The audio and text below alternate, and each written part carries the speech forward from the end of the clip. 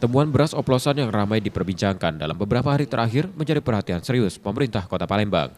Pemkot menugaskan Dinas Perdagangan untuk melakukan inspeksi mendadak ke sejumlah pasar. Pengawasan ini untuk memastikan tidak ada peredaran beras oplosan yang merugikan konsumen.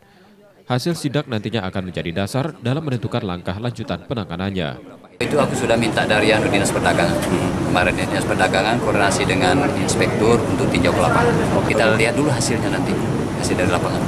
Kalau himbauan untuk berhati-hati dalam membeli beras-beras yang ada di pedagang, ya, di pengecer juga.